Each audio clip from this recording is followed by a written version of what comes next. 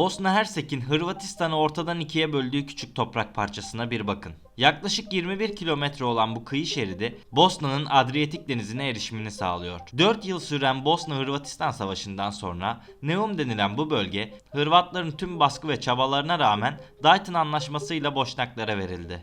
Günümüzde ise Hırvatistan, toprak bütünlüğünü sağlamak ve ülkenin güneyini kuzeyle birleştirmek için Adriyatik Denizi'ne devasa bir köprü inşa ediyor. Fakat bu proje Bosna Hersek'in denize açılan kıyı şeridini tehdit ediyor. Avrupa Birliği bu konuda Hırvatların destekçisi ve köprünün inşası için ülkeye fon desteği sağladı. İki ülke arasındaki bu komplike durumu anlatmak için size yardımcı olmak istiyorum. Eğer siz de bana yardımcı olmak isterseniz kanalıma abone olabilir ve videoyu beğenebilirsiniz. Olayları daha iyi anlamak için 90'ların başına yolculuk edelim. Sovyetler Birliği'nin dağılması ve Berlin Duvarı'nın yıkılmasının ardından batılı ülkeler kendilerine Balkanlarda hedefler belirledi.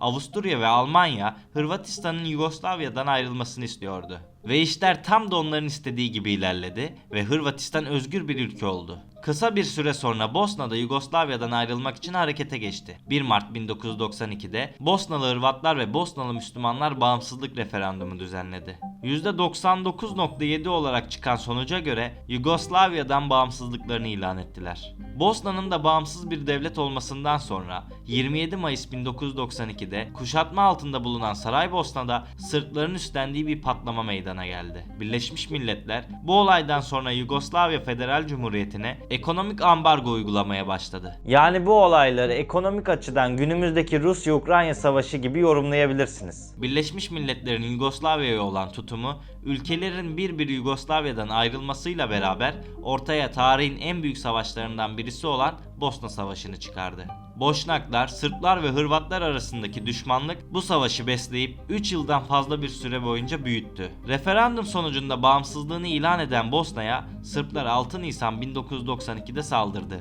Bosna Savaşı, Boşnaklara yapılan soykırımın da en büyük göstergesidir. Fakat bu başka bir videonun konusu. Ben bu videoda sınırların ve coğrafyanın ülkeler üzerindeki etkisini konuşmak istiyorum. Tarihin gördüğü en acımasız savaşlardan birisi olan Bosna Savaşı'nın sonunda NATO'nun da müdahalesiyle Dayton Anlaşması imzalandı ve böylece Bosna Hersek Cumhuriyeti kuruldu. Türkiye ise 6 Şubat 1992'de Bosna Hersek'i bağımsız bir devlet olarak kabul etti ve takip eden sürede 29 Ağustos 1992'de ilk diplomatik ilişkiler kuruldu. Peki bir ülkenin bütünlüğünü ne belirler?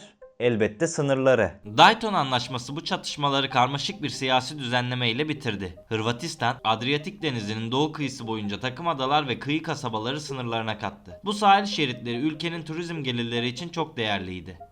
Ancak güneye doğru indiğimizde Hırvat toprakları olan Dubrovnik bölgesi Bosna Hersek'e ait olan Neum koridoru sebebiyle bölünüyordu. Ve evet, bu bölge Saraybosna'nın denize erişimi olduğu tek bölge olduğu için çok değerliydi. Peki bu sınırın ortaya çıkışının Dayton Anlaşması ile olduğunu mu düşünüyorsunuz? Aslında tam olarak böyle değil. Neum koridorunun varlığı 17. yüzyıllara kadar uzanıyor. Haliyle de Osmanlı'ya dayanıyor. Atalarımızın Venediklilerle muharebe ettiği dönemde Dubrovnik bölgesinin adı Ragusa Prensliğiydi. Ragusa Cumhuriyeti Osmanlı'ya vergi veren ve onun himayesini kabul eden bir devletti. Bu sebeple Türk topraklarında ticaret yapma haklarına sahip oldular. Daha ilginci ise 1509'da Osmanlı Hindistan'ın Diu şehrini kuşatırken Ragusa bizimle birlikte Portekizlilere karşı savaştı. Yani kısaca bu iki ülke arasında güven oldukça güçlüydü. Osmanlı Devleti Adriyatik ve Akdeniz'de Venedik'in faaliyetlerini ve gücünü dengelemek adına Ragusa'yı destekliyordu. Bu süreç neredeyse 300 yıl boyunca devam etti. Fakat Osmanlı Balkanlardan çekilmek zorunda kalınca Neum koridorunun kontrolü önce Avusturya İmparatorluğu'na, sonra Yugoslavya'ya geçti. Bahsi geçen bu dört devletin de günümüzde varlığını sürdürmediğini bilmekse çok garip. Tuhaf olansa o dönemlerde Bosna Hersek adında bir ülke yoktu. Ancak 1990'larda Yugoslavya yıkıldığında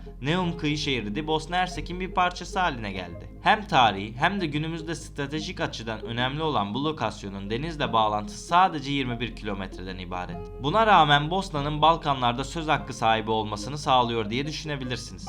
Yalan yok. İlk başta ben de öyle düşündüm. Fakat Bosna Hersek'in yanlış siyasi tutumları bu bölgenin stratejik özelliğini sindiriyor diyebilirim. Bosna Hersek, denize kıyısı bulunan bu toprağa liman yapmak yerine Hırvatistan'daki Polece limanını kullanmayı tercih etti. Tabii benim aksime dış politikada daha fazla söz sahibi olmak için bu politikanın yapıldığını düşünenler de var.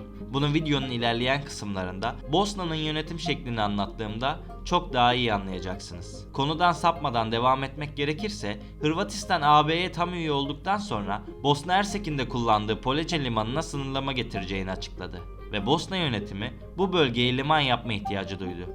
Fakat bu hamleye karşı elbette Hırvatların da kozu vardı. Neum koridoru Bosna için jeopolitik ve jeoekonomik potansiyele sahipken, yarınlar içinse Hırvatistan için toprak bütünlüğü tehdit eden bir yer. Bölgenin yeni bir savaş doğurmaması için iki ülke bir pakt imzaladı. Otoyollardan ücretsiz ve transit geçişler bu anlaşmaya dahildi. Ama Hırvat yönetimi ne olursa olsun ülkelerin toprak bütünlüğünü tamamlamak istiyordu. Bu yüzden Avrupa Birliği'nin de desteğiyle yaklaşık 2,5 kilometre uzunluğunda ve 55 metre yüksekliğe sahip bir köprü yaptılar. 24 Temmuz 2022'de açılışı yapılan ve her şeyiyle sıra dışı olan bu köprü Avrupa'nın en büyük ikinci köprüsü ve maliyeti ise 420 milyon euroyu buldu.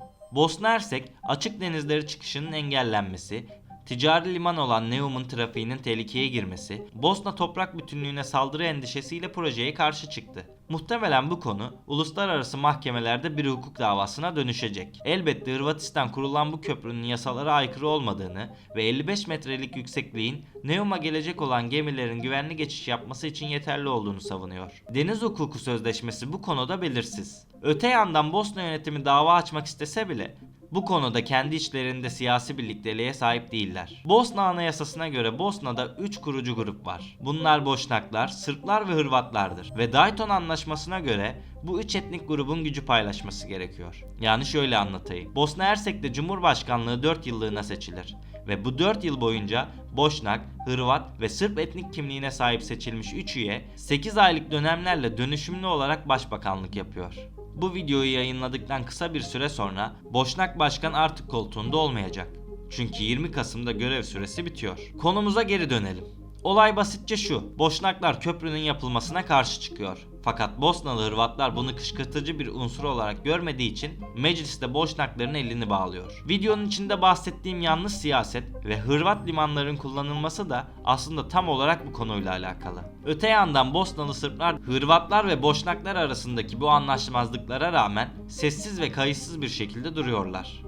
Yani Boşnakların iç siyasette eli kolu bağlı ve söz hakları kısıtlı. Bakalım ilerleyen günler bize ne gösterecek? Eğer benim gibi bir tarih meraklısına bu soruyu sorsaydınız, cevabı geçmişte aramanız gerektiğini söylerdim. Zaten bu yüzden de bölgenin geçmişini elimden geldiğince anlatmaya gayret ettim. Peki siz bu ilginç konu hakkında ne düşünüyorsunuz? Fikirlerinizi yorumlarda belirtebilirsiniz. Videoyu izlediğiniz için teşekkür ederim. Diğer videolara da göz atmayı unutmayın. Kendinize iyi bakın.